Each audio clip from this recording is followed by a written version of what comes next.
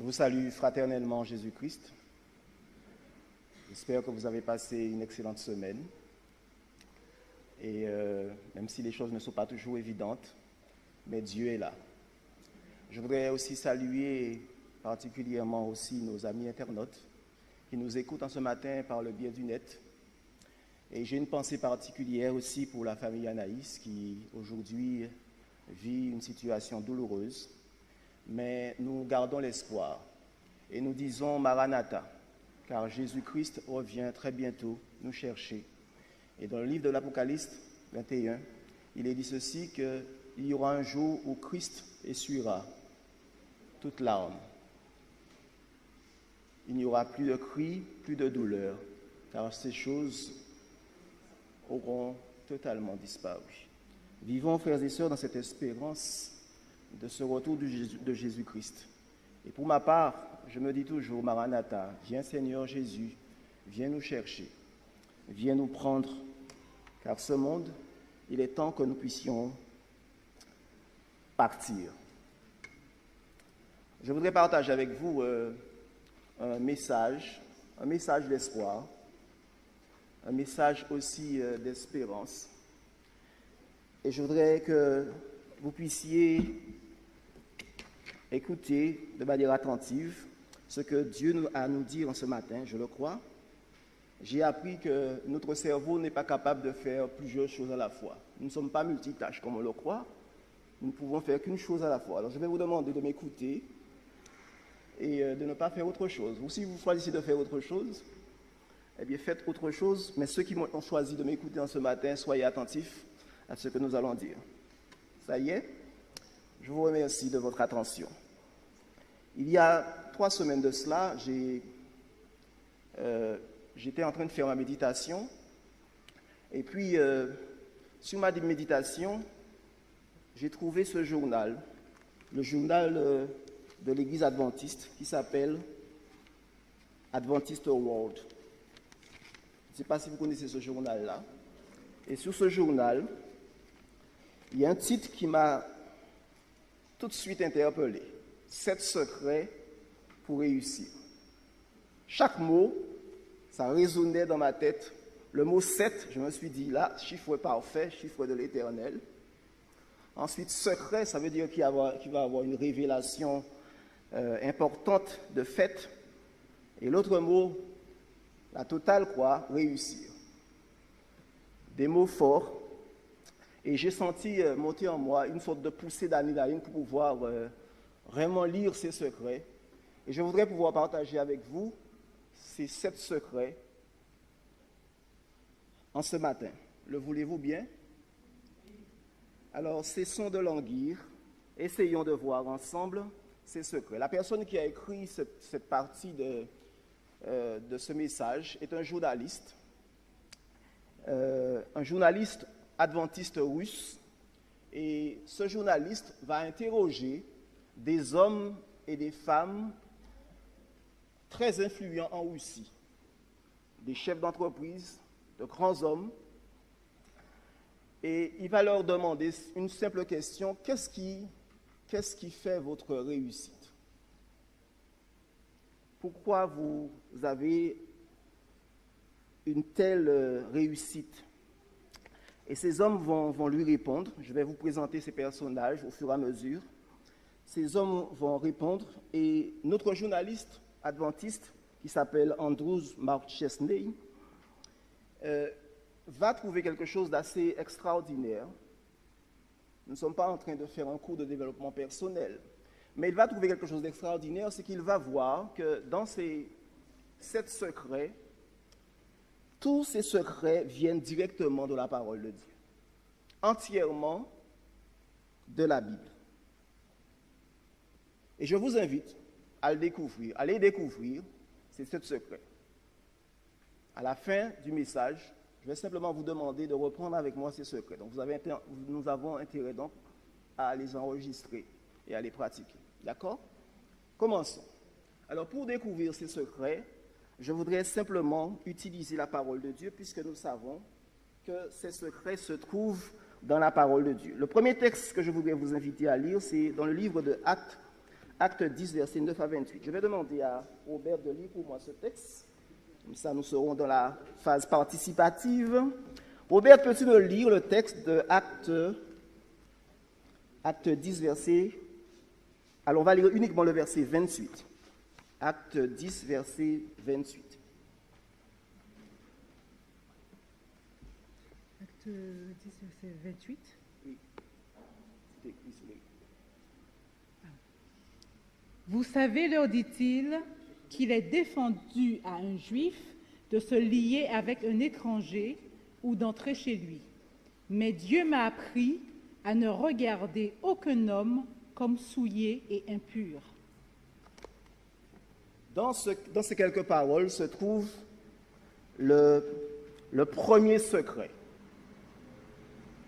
Il s'agit ici de l'apôtre Pierre, et vous connaissez bien cette vision de l'apôtre Pierre. Dieu va lui montrer une nappe où il y aura sous cette nappe énormément d'animaux, et Dieu va lui dire « mange et tue ».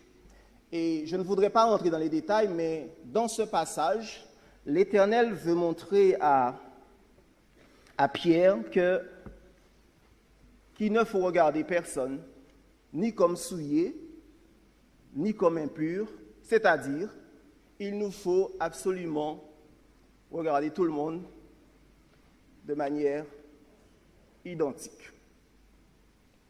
Il y avait un problème au niveau des Juifs parce qu'il y avait une sorte de hiérarchie, même de clan. Les Juifs n'appréciaient pas les Samaritains, les pharisiens n'aimaient pas ceux qui étaient un petit peu en dessous, et donc ça faisait une sorte de divergence entre le peuple. Et le premier secret que je voudrais donc partager avec vous est celui-ci: user de bonté et de courtoisie envers tous. User de bonté et de courtoisie envers tous. User de bonté et de courtoisie envers tous. Ce que je voudrais dire par là, ce que nous voudrions dire par là, c'est qu'il n'y a pas de petits gens. Tout le monde, lorsque nous entrons dans l'Église, nous sommes tous sous le même piédestal. Il n'y a pas de différence entre l'un et l'autre, et nous ne devons jamais faire cette différence-là. Nous devons être des personnes courtoises, des personnes bonnes, et nous devons vraiment apprendre à considérer l'autre dans sa différence, mais le considérer comme si c'était notre ami. Et si nous réussissons à faire cela, je vous garantis, frères et sœurs, que nous sommes sur la voie du succès. Pour être concret en ce matin, je voudrais vous donner donc l'exemple de cet homme qui s'appelle M. Piotr Aven. C'est le premier homme que le journaliste a interrogé et lui a demandé, mais écoutez, cet homme a 58 ans, il est le président de la banque Alpha, c'est-à-dire la plus grande banque de Russie. Et il lui a demandé, cet homme a une particularité, c'est que, excusez-moi, je touche de temps en temps mes lunettes, mais c'est parce que ça tombe. Alors cet homme lui a demandé une chose, cet homme avait une particularité, c'est que chaque fois qu'il rentrait chez lui, il saluait tous ses employés, l'un après l'autre. Il disait bonjour, et il prenait le temps de donner une bonne poignée de main, et surtout, particulièrement, il prenait le temps de causer avec les plus grands comme les plus petits. Alors le journaliste lui demande, écoute, mais je ne comprends pas, généralement les gens qui sont tellement en haut, les milliardaires, n'ont pas l'habitude d'être aussi courtois avec tout le monde. Et lui, l'homme, de répondre, Piotr, il dit ceci, il va marquer une pause. Vous avez raison, dit-il finalement. Mais vous savez, la plupart de mes employés travaillent pour moi depuis 20 ans. Cette façon de les saluer, j'en ai fait une tradition. C'est la raison pour laquelle ils travaillent pour moi depuis si longtemps. Ils sont vraiment loyaux. Premier secret, user de bonté et de courtoisie envers tous. Je vais vous demander peut-être de faire un petit exercice en ce matin. Comment allons-nous user de bonté et de courtoisie envers tous? Je me suis demandé en préparant ce message pourquoi l'Église adventiste a institué qu'après le culte, le prédicateur et les autres officiants se mettent derrière. Et je me suis dit, mais peut-être qu'il y a une raison fondamentale. C'est pour nous apprendre à vraiment nous saluer. Et les deux portes qui sont à l'extrémité là sont des portes qui sont réservées au secours ou aux personnes qui sont alitées. Mais la porte centrale, c'est vraiment pour nous apprendre à trouver cette relation, cette communication entre nous. Vous n'êtes pas d'accord avec moi? Cette communication entre nous, cette relation. Vous savez, j'ai appris une chose, c'est que nous pouvons dire un bonjour, mais un bonjour, c'est un bonjour d'éducation. Vous êtes d'accord avec moi? Un bonjour. On arrive quelque part, on dit bonjour, et ça nous permet de nous dire en même temps qu'on est une personne suffisamment éduquée, mais lorsque l'on tend la main à quelqu'un, on croise son regard. Et dans son regard, on peut percevoir soit de la joie, soit de la tristesse. On peut dire bonjour ma soeur, mais je vois qu'il y a quelque chose qui ne va pas ce matin. Cette main tendue, c'est une chose, ce contact avec l'autre permet de savoir comment va l'autre, n'est-ce pas? Et je voudrais vraiment que nous puissions nous exercer à cela. User de bonté, c'est aussi être pratique dans notre façon de faire. Et j'espère que nous ferons ainsi en voyant l'autre. Le deuxième secret que je voudrais donc partager avec vous, je ne serai pas long ce matin, je l'espère en tout cas. Vous avez vu l'heure qu'on leur a remis la chair. Mais je sais que vous êtes des personnes, vous écoutez. Alors nous lisons dans Éphésiens 5, versets 15 à 16. Éphésiens 5, versets 15 à 16. Je vais demander à Cels de me lire ce deuxième texte. Éphésiens 5, versets 15 à 16.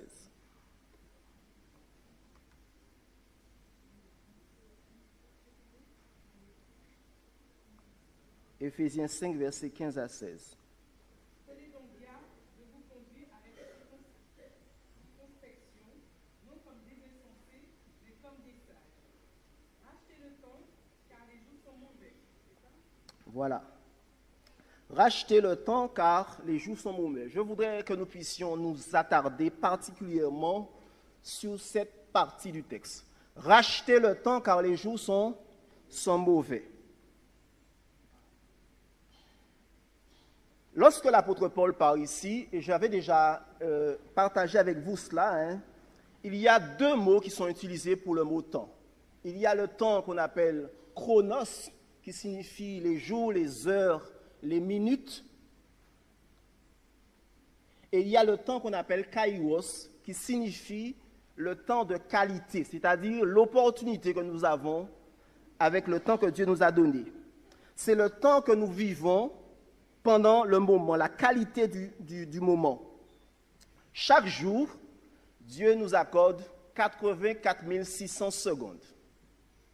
C'est-à-dire, c'est le nombre de temps d'une journée. Et nous devons vivre ce présent-là en optimisant les dons et les talents que Dieu nous a donnés pour nous occuper des affaires de Dieu. Et je voudrais vous dire, frères et sœurs, Maranatha. Le Christ revient bientôt et nous, en tant qu'adventistes, peuple de Dieu, nous n'avons plus de temps à perdre. Nous n'avons plus de temps à perdre dans les discussions, dans les futilités. Nous avons vraiment à gérer notre temps avec ferveur. Et là, le deuxième secret, il a déjà écrit, c'est utiliser le temps avec sagesse. Utilisons notre temps avec sagesse. Choisissons les personnes, choisissons les situations, lisons les choses qui sont intéressantes, écoutons les émissions et surtout, étudions la parole de Dieu pour continuer fidèlement à progresser à tout point de vue. Je voudrais donner cet exemple de ce deuxième personnage qui est Patrick Girdirim. Patrick Girdirim est quelqu'un aussi de très très important aussi, il a 39 ans et il ne chôme pas avec une compagnie agricole, il emploie 1000 employés. Et il dit ceci, il déclare, plus on vieillit, plus chaque minute devient précieuse. Quelqu'un a dit un jour que dans la vie, il y a une seule ressource irremplaçable que nous n'apprécions pas à sa juste valeur. C'est le temps. Notre temps, en ce qui me concerne, je veux que chaque instant de mon temps compte. Et je voudrais que ce soit aujourd'hui notre préoccupation, nos préoccupations, que cela vraiment nous touche, que nous puissions comprendre que le temps que nous avons, que Dieu nous donne, ces 86 400 secondes doivent être employées vraiment à bon escient. Deuxième secret, utiliser son temps avec sagesse. Troisième secret, je voudrais vous inviter à lire dans Matthieu 21, versets 28 à 32. Matthieu 21, je voudrais inviter Loïc à lire ce texte pour moi. Matthieu 21, versets 28 à 32.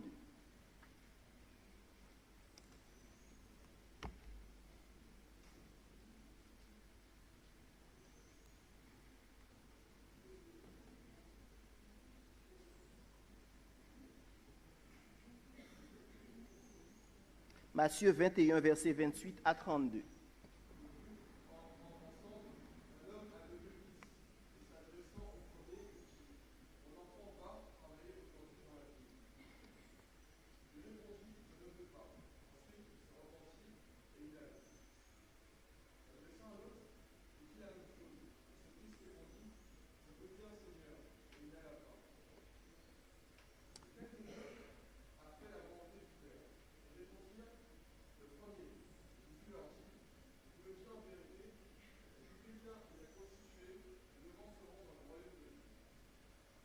Merci Loïc. Je voudrais que nous puissions surtout nous atteler sur le positionnement du deuxième jeune homme. C'est celui qui va dire que je vais y aller et qui n'y va pas. Qui n'y va pas. Et je voudrais vous dire en ce matin, frères et sœurs, que c'est le secret qui se cache dans ce verset est le suivant. Tenir ses promesses. Tenir ses promesses. Il y a tellement de personnes aujourd'hui qui disent des choses, qui promettent des choses, et qui après ont complètement oublié qu'ils avaient quelque chose à faire. Ont complètement oublié qu'ils devaient quelqu'un. Ont complètement oublié qu'ils sont peut-être en poste à l'église. Ont complètement oublié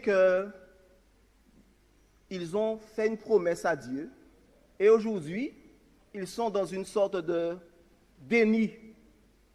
Et c'est important, lorsque nous promettons quelque chose, il nous faut vraiment nous atteler à réaliser la chose. Vous êtes d'accord avec moi ou pas?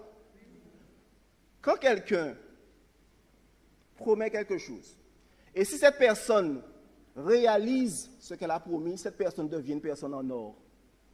Permettez-moi de vous le dire. Quand vous êtes dans la construction, quand vous êtes quelque part, vous trouvez un maçon, vous trouvez un charpentier, vous trouvez n'importe qui dans un métier quelconque, et que vous avez cette personne, quand elle vous dit qu'elle va planter un clou, et c'est le clou que cette personne plante et pas autre chose, vous pouvez compter sur cette personne, même si elle vous demande un petit peu plus cher. Oui ou non? Et frères et sœurs, nous sommes des chrétiens, et c'est nous qui devions vraiment faire attention à nos promesses, à ce que nous disons. Et si vous ne savez pas, si vous savez que vous n'allez pas réaliser la chose, prenez le temps de tourner votre langue 7 fois dans votre bouche avant de parler. avant de parler. Parce que lorsqu'on promet, il nous faut donc répondre à ces exigences. Je voudrais juste vous raconter une petite expérience personnelle. Cette année, j'avais promis à mes enfants de venir le plus souvent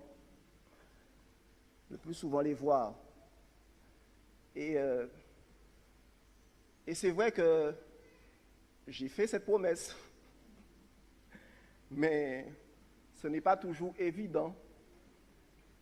Mais je me suis dit, j'ai essayé, en tout cas avec l'aide de Dieu, d'inculquer à mes enfants, lorsque vous dites quelque chose, faites ce que vous dites. Et je me suis dit, j'ai fait attention à venir.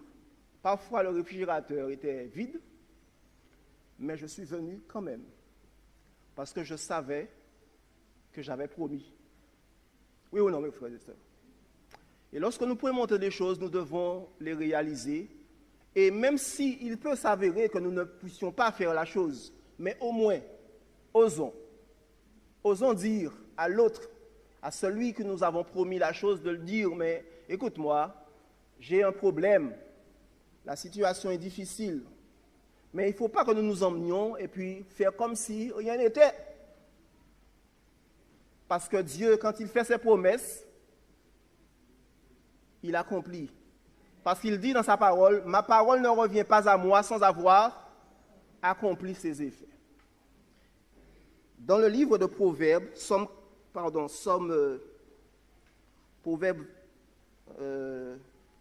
15, verset 1 à 4, Éternel, dit-il, qui séjournera dans ta tente? Qui demeurera sur ta montagne sainte? Celui qui ne se rétracte pas, s'il fait un sermon à son préjudice. Le troisième homme que je voudrais donc vous parler est Vladimir Wild. Vladimir Wild a 51 ans. Et Vladimir Wild est quelqu'un de très précieux en Russie et il construit de grandes villas. Et il dit ceci, quand on vit une économie comme la nôtre, on doit faire preuve de professionnalisme et exécuter fidèlement tout ce qu'on a promis. Si vous promettez d'enfoncer un clou dans le mur et que vous le faites bien, vous acquérez la réputation d'un homme indépendant, d'un artisan hautement professionnel. Beaucoup retiendront vos services et vous pourrez demander un bon salaire. Quatrième secret. Je vous invite à lire dans Jean 5, verset 39. Jean 5, verset 39. Voilà ce que dit l'apôtre Jean. Vous sondez les Écritures parce que vous pensez avoir en elles la vie éternelle. Ce sont elles qui rendent témoignage de moi. Et Jean 8, verset 32 déclare ceci. Vous connaîtrez la vérité et la vérité vous rendra libre ou vous affranchira. Voilà donc le quatrième secret. Le quatrième secret. Ne jamais cesser d'apprendre. Ne jamais cesser d'apprendre. Je le reprends. Ne jamais cesser d'apprendre. Alors, nous allons déconstruire quelque chose en ce matin.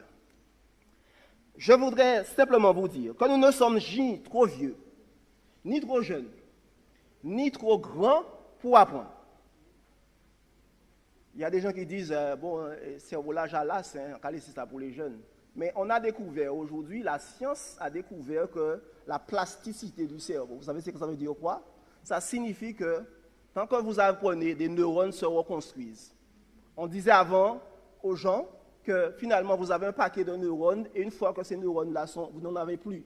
Mais non, la science, dans les neurosciences, on a découvert que plus vous continuez à apprendre, plus le cerveau se développe, se construit et se reconstruit. On appelle ça la plasticité du cerveau. Donc quand vous avez 92 ans, c'est là qu'il faut commencer à lire. C'est là qu'il faut commencer à apprendre. Et lorsque vous apprenez, vous apprenez des autres, vous apprenez des situations, vous apprenez à partir des livres, vous apprenez à partir des conférences, vous apprenez à partir de la parole de Dieu. C'est pour ça que le mot est écrit, vous sondez les Écritures, c'est-à-dire que vous étudiez les Écritures. Mais vous analysez ces Écritures-là, parce que vous pensez avoir en elles la vie éternelle. J'aime beaucoup les gens qui apprennent, et j'aime être en compagnie des gens qui apprennent, qui aiment apprendre. Parce que quand quelqu'un n'étudie pas et n'apprend pas, cette personne devient ennuyeuse. Et vous savez pourquoi elle devient ennuyeuse? Parce qu'elle répète toujours la même chose. Au départ, c'est une personne qui est intéressante. Peut-être que c'est une belle personne, c'est un beau jeune homme, c'est une belle jeune fille. Mais au fur et à mesure, lorsque vous allez entendre, c'est un disque qui ne finit pas. Et vous allez vous ennuyer avec quelqu'un comme ça. C'est pour ça qu'il nous faut apprendre des autres. Parce que lorsqu'on apprend des autres, on devient des personnes vraiment intéressantes. Et les gens aiment être dans notre compagnie. Faites attention quand vous vous mariez. Si vous avez quelqu'un, je parle aux jeunes, si vous avez une personne qui finalement ne montre que son côté plastique, mais n'est pas dans une recherche d'apprentissage, fuyez loin de cette personne. Fuyez.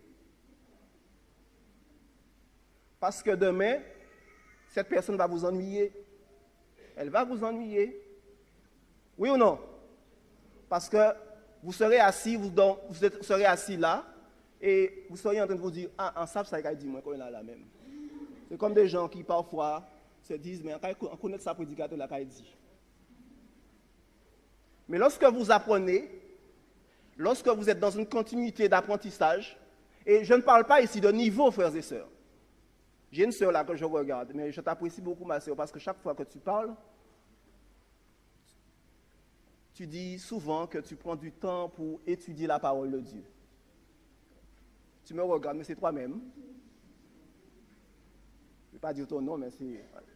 Et j'apprécie d'être en ta compagnie parce que j'ai l'impression que j'avance. Parce que tu as toujours quelque chose à m'apprendre. Et je remercie Dieu pour des personnes de cette trempe. Et je voudrais donc... Est-ce que je peux juste poursuivre quelques instants? Vous donner les 7 secrets, s'il vous plaît. Je ne serai pas trop long. Je voudrais donc vous parler de cette femme, Indra Nooyi. Indra Nooyi est une personne qui a 57 ans, qui est présidente directrice générale de PepsiCo. Et cette femme déclare ceci: « Je cherche des gens qui ont quelque chose à m'enseigner, explique-t-elle. Il peut s'agir d'un dirigeant mondial. Je vais alors faire davantage de recherches sur cette personne. Il peut aussi s'agir d'un vendeur ou d'un gardien. Il y a déjà eu au sein de la compagnie un secrétaire aux prises avec des tas de problèmes. J'ai beaucoup appris de cette personne. Chez moi, je converse avec ma femme de ménage. Sa vie n'est pas facile. Je l'écoute pendant des heures parce que je veux comprendre comment une personne si éprouvée peut encore sourire malgré tout. Et elle dit ceci: nous avons tous l'air prospères aujourd'hui, mais demain, qu'en sera-t-il et que serons-nous? Continue-t-elle. À chaque nouvelle étape de la vie, le succès peut être fugace. Il faut toujours apprendre de nos semblables afin d'améliorer la personne que l'on est. Voilà donc ce 4e secret. 5e secret, nous approchons de la fin. Je voudrais que vous inviter à lire dans Philippiens 2, versets 5 à 11. Philippiens 2, versets 5 à 11. Alors cette fois-ci, je vais demander à quelqu'un de l'Assemblée à lire pour nous. Est-ce qu'un jeune peut lire pour moi? Ne me laissez pas seul. Soyez proactif. Y a-t-il quelqu'un qui veut lire pour moi? Je suis si ennuyant que ça. Alors, Éphésiens, j'ai dit Philippiens 2, versets 5 à 11. Allez-y.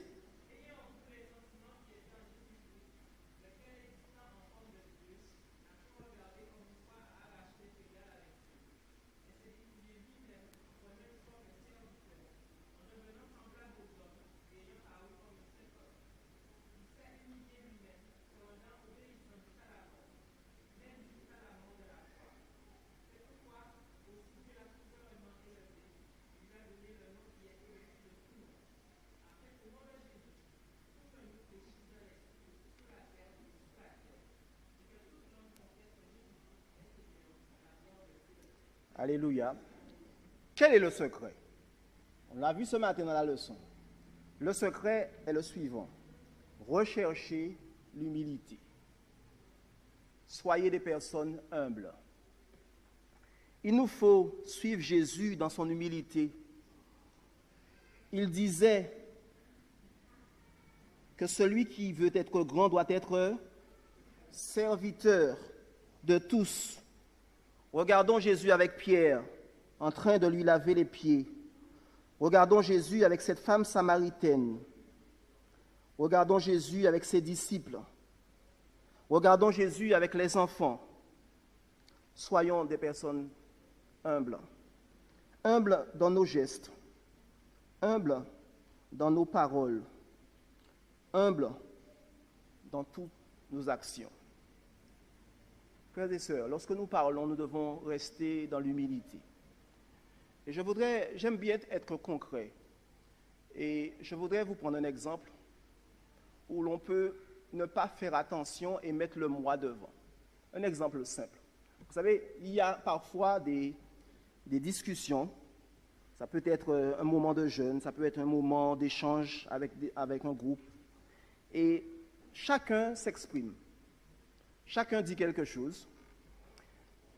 Et vous avez à la fin quelqu'un qui va se lever, va se dresser et qui va dire « Tout ce que vous avez dit là, c'est vraiment très bon, très intéressant. Mais je crois que le plus important, c'est ça. » Vous savez qu'est-ce que cette personne a voulu vous dire? Permettez-moi l'expression. Elle a voulu vous dire que tout ce que vous avez dit, ça ne vaut pas un clou.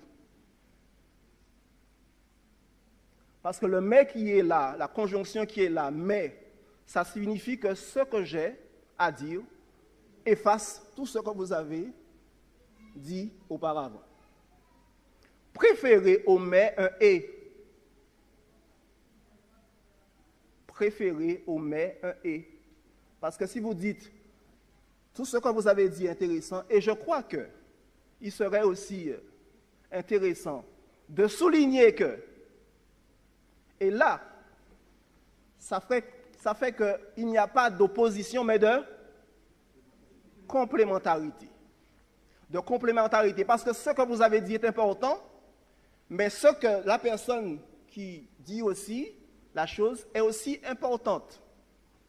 C'est vrai que ce sont des choses qu'on doit apprendre, parce que nous sommes dans la notion d'apprentissage, parce que nous avons dit que nous devons apprendre comment? Ça va prendre du temps, mais au fur et à mesure, nous allons apprendre, parce que nous sommes dans notre tête, en tant qu'adventistes du 7e jour, nous sommes un peuple d'apprentissage. Nous aimons apprendre. Nous aimons apprendre. Nous aimons connaître. Et nous sommes là pour connaître, pour sonder les Écritures. Recherchez donc l'humilité. Antoro Linares, qui est un homme très important, qui est directeur général de la Roca Wissa, la branche locale la branche locale du plus grand fabricant mondial d'appareils sanitaires. Il dit ceci: ne mettez pas votre moi sous la table. Et il déclare que lorsqu'il a des réunions avec ses collaborateurs, il leur suggère toujours à ses employés de laisser le moi dans leur poche, ou mieux encore dans la voiture, mais avant tout, loin de leur cœur. Et le texte de la Bible, dans Matthieu 23, verset 12, dit « Qui s'élèvera sera abaissé, et qui s'abaissera sera élevé. » Sixième exemple, sixième secret, 1 Corinthiens 11, verset 1. C'est un texte qui est très court et qui dit ceci: « Soyez mes imitateurs comme je le suis moi-même de Christ. » Le sixième point, donc, le sixième secret, c'est être un exemple. Tout ce que nous disons, tout ce que nous faisons, la manière dont nous parlons, nous influençons toujours. Même notre silence influence. Et nous avons vraiment besoin de prendre le Christ comme modèle. et de nous dire dans nos actions, de nous dire que ferait Jésus à ma place. Il nous faut donc être des exemples. Je voudrais juste, pendant quelques minutes, hier j'étais dans une formation et le formateur disait ceci, il a fait une étude sur 117 jeunes qui sont passés au-delà du baccalauréat et peut-être un doctorat, mais ce sont des jeunes qui ont eu des difficultés et qui ont été même déscolarisés. Et il ne comprenait pas pourquoi ces jeunes étaient arrivés jusqu'à ce point-là, à ce niveau. Et il disait, il a fait des recherches, il a remarqué que ce n'est pas parce que ces jeunes-là avaient un projet.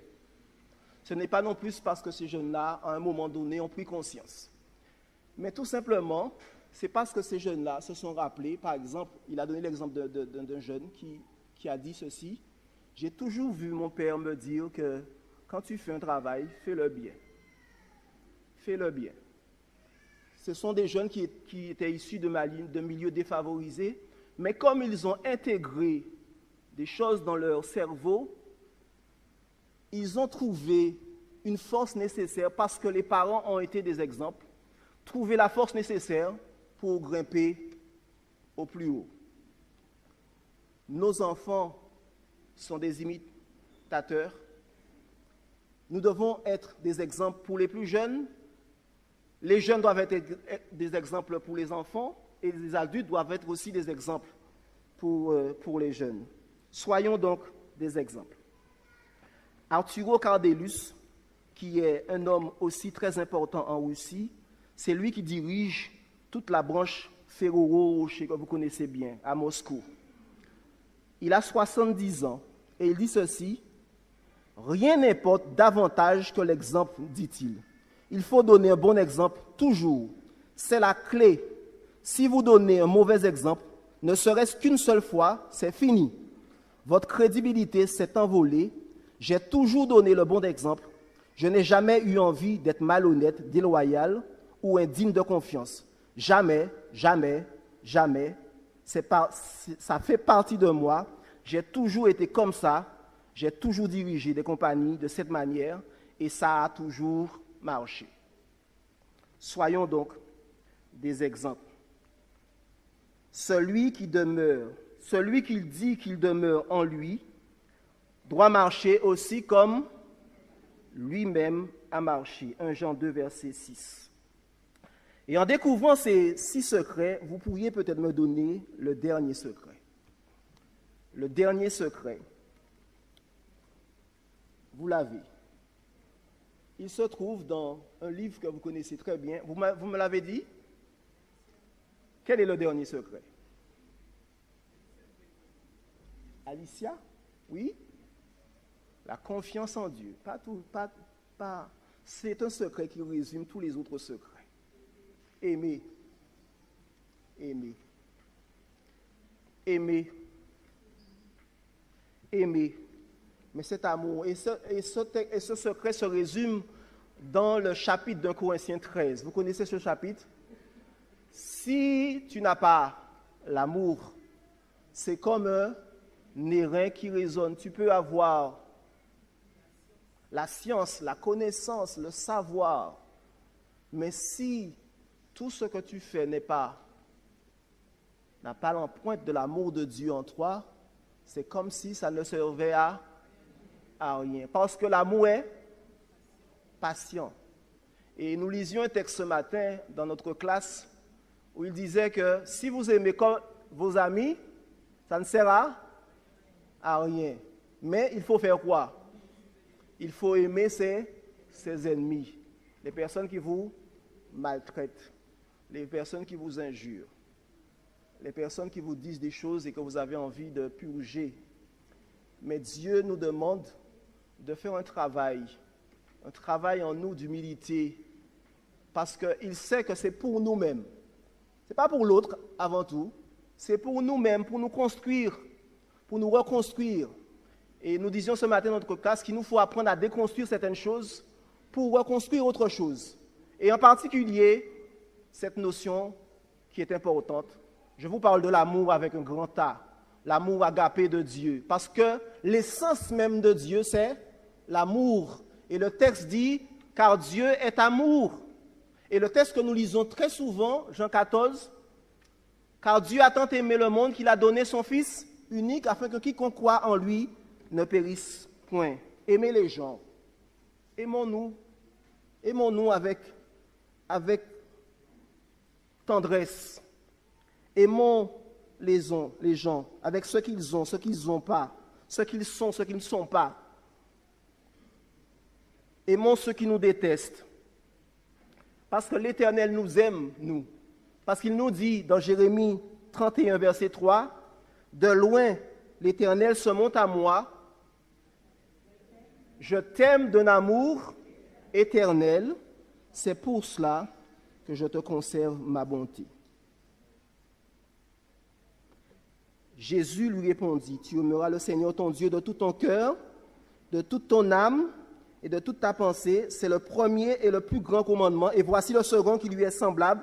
Tu aimeras ton prochain comme toi-même. » Je voudrais terminer dessus, puisque nous avons dit les 7 secrets, en faisant avec vous cette leçon que je vous avais promis. Fermez votre cahier. Je suis prof maintenant. Et rappelons ensemble ces 7 secrets. Le premier secret, c'est lequel?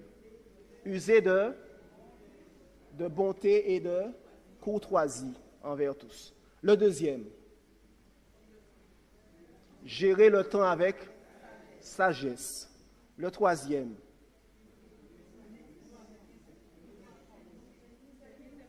tenir ses promesses. Le quatrième, alors j'entends boire, je ne sais pas. Vous croyez que Gwendoline ne va pas vous dire, hein? Alors, toujours ne jamais cesser d'apprendre. Ensuite, on est rechercher l'humilité. Ensuite, vous avez lu, vous avez triché. Être un exemple. Et le dernier, aimer. Je vous souhaite, frères et sœurs, d'être concrets dans votre façon de faire, de façon d'être. Soyons vraiment des exemples. Demandons-nous aujourd'hui, puisque c'est le jour le plus beau, ce jour de sabbat, est-ce que je considère les autres comme Dieu les considère? Est-ce que j'aime? Est-ce que j'ai cette attitude d'humilité aujourd'hui? Est-ce que j'aime apprendre?